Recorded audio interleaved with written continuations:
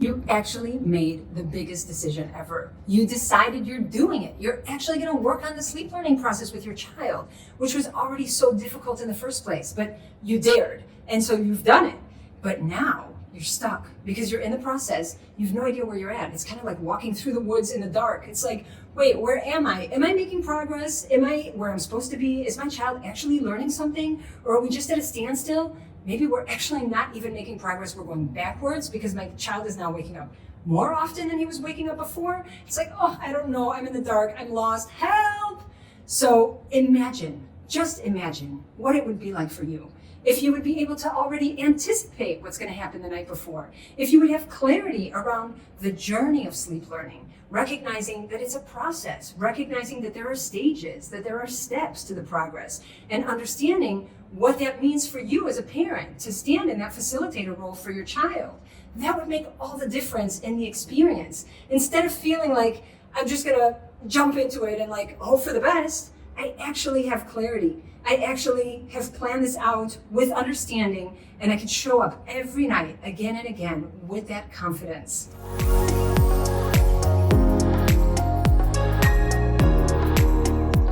Families in my practice share with me that understanding the progress is like a breath of fresh air. It's like, oh my God, thank God I know this stuff, because this is what's allowing me to stay sturdy in the parenting role in real time. Otherwise, they would have thrown in the towel a long time ago because the whole process just feels so like I can't connect the dots, like I just can't figure out that this is actually what's supposed to come next. It's kind of mind-blowing. This is progress? So in this video, I'm going to unpack what that sleep learning journey looks like for you, and make sure that you stay with me all the way to the end, because I'm going to give you a free gift that is going to make all the difference in you being able to feel confident in your sleep learning journey with your child. Think about bike riding for a second. And when we think about bike riding and teaching our kids to ride a bike, we recognize there's a process to that. We recognize that we're going to start out by putting our child on the bike, and then either we're going to be holding the seat in the back and like running after them as they're trying to pedal, or we're going to have training wheels on the bike for them in the beginning so that they can feel that balance as they're learning to balance their bodies. Then once they master that, we may remove one training wheel, and then after that we remove the other, and before you know it, they're riding on their own just with a little bit of help from us, and boom, they fall on their face. And then you're like, all right, it's okay, get back up, here we go again. And you start all over again. And so there's a process, and it's a natural process that you're going through with your child in order for him to be able to learn to ride smoothly and eventually be able to ride without training wheels, be able to ride maybe with no hands and do all kinds of tricks on his bike, although that we know is going to come through lots of time and practice. But initially, we do not think our child is going to learn to ride a bike overnight. We also don't think it's going to take them 3 days. And even for the child that's like the superstar child who can learn how to ride a bike pretty quickly, we also know that even there's going to be a process. It might not come right away. It might come after a few days, but there is a process. And I like to think if there is no process, I'm in big trouble, because then there was no learning that took place. So I honor the process, and I'm embracing the process, knowing that my child is learning, that I'm learning, that together we're growing, and we're going to come out of this on top. So when we think about sleep, we want to recognize that sleep goes through 3 main phases. The first phase that we're going to go through when we're learning sleep is getting past the first 4 nights. And the first 4 nights is what I would call kind of being in the gap of leaving the old familiar and moving over to a new familiar. And so in between those, there's kind of all this uncertainty. What am I doing? I'm also talking about ourselves, not just our child. Our child has the uncertainty of like, wait, Dad, yesterday you didn't put me to bed like this. How come all of a sudden today you're showing up like this? It's uncertain. It feels like I have nothing to lean on yet because I can't connect the dots. There's nothing familiar here. So all of us human beings prefer to be in the familiar. All of us. We all feel more comfortable in an uncomfortable familiar than we would in a more comfortable unfamiliar. And that sounds very weird, but that's the truth, because when things are familiar, it just feels calm inside because we know what to expect. So that predictability creates a sense of safety inside. And so those first 4 days of learning how to sleep are unpredictable for your child. And honestly, they're also very unpredictable for you because you don't know what to expect. You don't know how your child's going to show up or respond to the way that you're responding to them now. And so there's a lot of uncertainty on all ends. So first of all, let's just recognize that, and let's just be compassionate towards ourselves and towards our children. It's not a 1, 2, 3, we're done. It is, we're going to get through the first 4 nights. It's going to be hard, but I know that once we get through those first 4 nights, I have established a new familiar. I have established a new norm, and my child has had enough consistency because I believe in my process and I'm trusting the process. So eventually they're like, oh, right, Mom, you did this yesterday, and Dad did this right before you did, and it keeps coming back. So I'm starting to understand that this is what I'm supposed to expect every single time I wake up, and that creates a sense of predictability and safety for your child. So that's the step number 1. We want to get through the first 4 nights.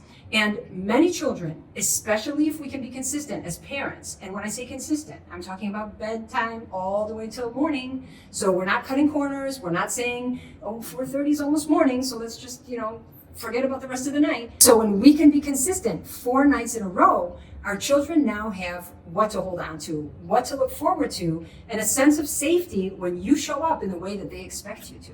Remember, we said the first 4 nights is the opportunity to instill a new sense of predictability around the new familiar for your child and for yourself. You're practicing how you're going to show up. Your child is experiencing a new parent in that role for facilitating the sleep learning process. Your child is also learning how to self-soothe, and that becomes much more familiar after night number 4 as long as you were consistent. And that will make all the difference in the way that your child can start settling to sleep. The second phase of the sleep learning process is nights 5 to 9. And nights 5 to 9, we are already in a new norm. So the method has become familiar. The way that you respond is pretty consistent. Your child has predictability around what's going on and how you're going to show up at night. And everybody feels a little bit more comfortable in the process already. So we're not so apprehensive anymore, and we're not so nervous anymore, and we don't feel like we have to dare. We're like, oh, okay, I got this, I can do this. And your child can sense that, because when you show up confident, they have who to lean on. So that makes all the difference, as opposed to trying to just wing it and hope for the best. We want to know what the process can look like so that when we show up in that role, we show up confidently. And that makes all the difference for our children. So nights 5 to 9, we will start to see longer stretches. At this point, we would expect that our child would have a much easier time falling asleep already, and that all of a sudden the first 3, 4, 5, maybe 6 hours of the night are starting to become pretty smooth already, pretty unbroken. That's not a word. So a stretch is basically those hours of consecutive sleep right from the beginning of the night all the way till that first wake up. And yes, believe it or not, already by night number 5, sometimes much earlier even, but already by night number 5, we should start to experience that our child can sleep a longer stretch of sleep, maybe 5 hours, maybe 7 hours, without interruption. And that is a cue that you're on the right path. So when you know what to expect, all of a sudden, you know what to anticipate the night before. You're like, oh, it's night number 5. So most likely we'll have some longer stretches at the beginning of the night. Now, I'm talking still about the beginning of the night, because beginning of the night are deeper states of sleep. We have deep sleep cycles. We sleep more soundly. As the night progresses, sleep gets choppier. And so right now we're talking about the progression happening at the first end of the night, which is where your child can sleep more easily, as long as they are sleeping on their own. So you are expecting a longer stretch at the beginning of the night. That would indicate that you're moving in the direction of progress. We want to remember that our kids are not robots. And so while this is generally the way that things play out, we don't want to get stuck on the specifics. We want to recognize if we are moving in the direction of progress. And I remember actually one of my very, very, very dear friends has a father who's a doctor, and we had a very difficult situation at home with my son at one point, and the doctor was checking in to see how he was doing, and he said to me, actually, Dory, you just want to know if you're moving in the direction of progress. Is your son getting better? It doesn't matter if it still doesn't look better, if it still doesn't, are you getting better or are you getting worse?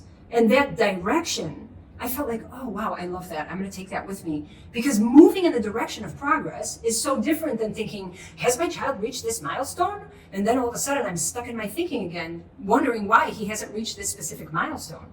Or I can kind of get a broader perspective, look at the situation in context, recognize, wow, we are definitely moving in the direction of progress. So I invite you to adopt that as well and recognize which direction are you moving in. And in general, that's a much healthier mindset than thinking that you're supposed to reach certain milestones. because we know that each child learns at their own pace. And depending on what's going on for you, you might feel like, I'm not so invested on reaching a specific milestone at this point. I'm just more invested in recognizing that we're moving in the direction of progress. And to me, that's very powerful. So, second stage, we want to see longer stretches. Now, if your child has, let's say, a 7-hour stretch, but they woke up twice in the middle for 3 minutes each, I would still say that's moving in the direction of progress. It's not about the stretch being untouched or, straight through. It's more about how much difficulty is happening within that stretch. So if your child's waking up for 3 minutes each time, that's progress. That's massive. And you can pat yourself on the shoulder and recognize that you are doing something that's helping your child move forward in the learning process, and you're reaping the benefits already. And that builds confidence and helps you keep staying consistent moving forwards. Now, the third phase of the sleep learning journey is the most challenging. And I wake up at 5 a.m. for my morning routine, but many times parents, when they call me, say to me, I don't want to be part of the 5 a.m. club. And I don't think they're talking about the same club that I belong to, because I'm waking up early at 5 a.m. purposely to take my morning routine and enjoy that. But waking up at 5 a.m. with a child who's stuck awake and won't go back to sleep is a whole different ballgame. So how do we navigate the third phase of the sleep learning journey? First and foremost, we want to wrap our heads around what's supposed to be. So it's supposed to take longer. The end of the process takes longer because sleep is very choppy at the end of the night. We have REM sleep, which is REM, which is rapid eye movement. That's where our kids are dreaming most of the night. So between 2:30 and 5:30 in the morning, our kids are going through sleep cycles, very, very short sleep cycles, and waking very frequently. We can have 5 or 6 wake-ups in a 2-hour period. And so many families are misreading what that means. So my child's waking up, and I give them the pacifier, and they fall back asleep, and then they're up 10 minutes later. And I'm like, let me try that again. Give him back his pacifier, and he's up 10 minutes later. And I'm like, oh, he's hungry. He must be hungry, it's not working. And then I feed him, and he's like eating, sucking, and then falling asleep. And I'm like, I knew he was hungry, there you go. But the truth is that that's misleading, because your child is having a hard time and can't transition through sleep cycles, they become desperate for sleep, not for food, for sleep. And because the sucking is soothing, when we see our child feeding back to sleep, we interpret that to mean that they were hungry, when really they were desperate for sleep. And so they're sucking vigorously to try and get themselves back to sleep. And so if we recognize that the end of the night is going to be choppy and that there are going to be more frequent wake-ups, and together with that, we know that our child is feeding well during the day and they're at a healthy weight and everything looks okay on that end, then we can comfortably help facilitate them to move through those sleep cycles at the end of the night, even though they may be close together, even though they may be frequent within a short period of time. So we don't get confused there. We don't think it's not working. We don't think that it's a hunger issue. We just recognize that these are the difficult REM sleep windows that we need to work through in order for our child to be able to sleep comfortably all the way through until the morning. So remember that a full night's sleep is between 11 to 12 hours on average. You also want to see that your child is waking up comfortably, so they're content. They're not waking up screaming. A child who wakes up screaming is not done sleeping. You don't wake up screaming because you're hungry, because remember that we said that generally when we are sleeping, the apostat, or the part of the brain that regulates hunger, is also not working because all of our bodily systems shut down when we're sleeping. So hunger won't wake us. That does not mean you won't be hungry if you've been awake for a while, but you are not woken by hunger. Okay, and I think some of us can recognize that, like on a day where we need to fast because we have a blood test the next day or something like that, when we're sleeping, we're not hungry. That's actually the best way to go through a fast, is to be able to sleep it off. So we need to get away from hyper-focusing on hunger all the time, because we use that so much. Like, our child is hungry, oh my God, he's hungry, oh my God, he's hungry. But he's at a healthy weight, he's thriving, he's doing great, but he's not sleeping.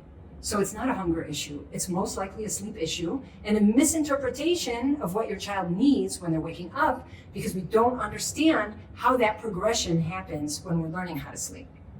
Remember my example about the bike riding and how we talked about that it's not just get on the bike and go and everything's going to be great, but there's an expectation of failure and getting back up and learning how to do this. And okay, now I can ride, but I can't stop yet. Or now I can ride, but every time I turn, I fall. Like, there are so many intricacies of learning how to ride a bike that we recognize that through practice, and only through practice, is my child going to become a great bike rider. And so I want to bring that back to us, and to recognize that when we're learning with our child how to do something new, there's going to be a process and that we are embracing the process. So first of all, we have the right mindset, and we don't expect things to happen overnight and then we throw in the towel because it's not working, and then all of a sudden our child is just not one of those kids who knows how to sleep. No, we're not going to do that.